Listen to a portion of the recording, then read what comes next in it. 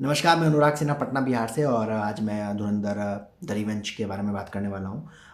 कोई स्पॉइलर मैं नहीं दूंगा, इसलिए घबराइए मत। आप देख सकते हैं, जान सकते हैं इस मूवी की थीम क्या है, किस तरीके से इसमें डायरेक्शन की गई है, उन सब चीज़ों के बारे में बात करूँगा। कुछ फैक्ट्स के बारे में बात करूँगा, लेकिन मूवी में क्या ट्विस्ट एंड टर्न्स है मैं वो नहीं बताऊँगा, इसे आप आराम से देख सकते हैं। लेकिन हाँ, आप थिएटर में जाकर इस मूवी को ज़रूर ज़रूर देखिए।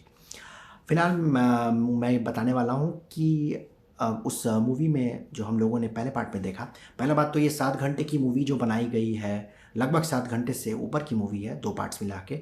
आदित्य दत्त जी को सैल्यूट है कि उन्होंने सब चीज़ों का ध्यान रखा है, फैक्ट्स का ध्यान रखा है और उसके बावजूद एक इतने अच्छे स्क्रीन प्ले को लिखा है, कहीं भी बोरियत नहीं होती है।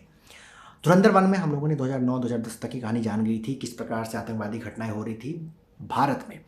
उसके बाद चेंजेस होते हैं और वहाँ पर 2013-14 के बाद नरेंद्र मोदी जी आते हैं और उसके बाद हम लोग जवाब देना शुरू करते हैं और बहुत ही अच्छे ढंग से जवाब देते हैं।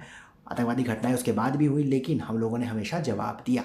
उसके अलावा जो हमारे अंडर कवर एजेंट्स हैं वो अ, बहुत अच्छे तरीके से वहाँ पे काम कर रहे हैं और जितने भी बड़े-बड़े आतंकवादी संगठन के जो कमांडर्स होते हैं उन्हें ख़त्म किया जा रहा है।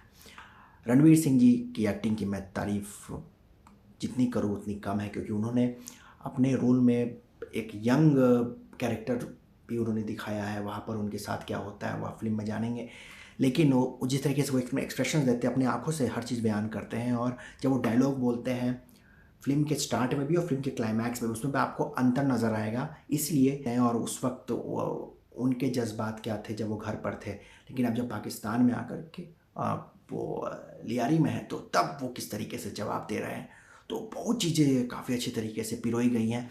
माधवन जी के बारे में भी मैं जितनी तारीफ़ करूँ उतनी कम है। अजय अजय डोभाल जी पे उनका कैरेक्टर है और वो एकदम सोच समझ के जवाब देते हैं और उन्हें पता रहता है कि मुझे कितना बताना है। तो इतनी सारी फाइन डिटेलिंग ट्यूनिंग की गई है कैरेक्टर्स में।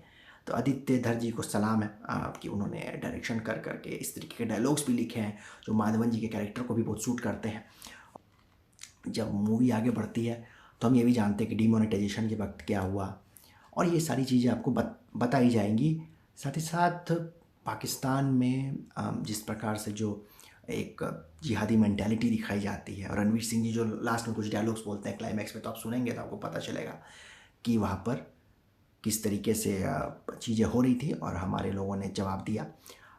और अर्जुन रामपाल जी जो कि ये मेन विलन है, वो उनकी भी बातें आपको ध्यान से सुननी होंगी, क्योंकि वो भी एक तरीके से सब कुछ बयां करते हैं कि क्या एक घटिया सोच होती है बॉर्डर के उस पार से।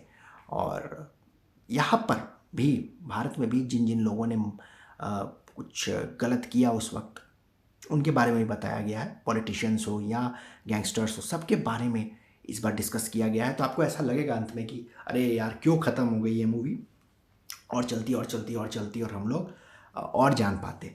तो ये तो इस मूवी का एक क्रस्ट है और आप लोग जब इस मूवी को अंत तक देखेंगे तो आप एक इमोशन से जुड़ जाएंगे। खासकर आपको लगेगा कि कितना कुछ सहते हैं अननोन गनमैन और वो हमें सेव करते हैं, क्योंकि आप समझ सकते हैं कि अगर किसी एक कमांडर को मारा जाता है तो किसी न किसी आत्मघाती हमले जो कि भारत में होने वाले उसको रोका गया है।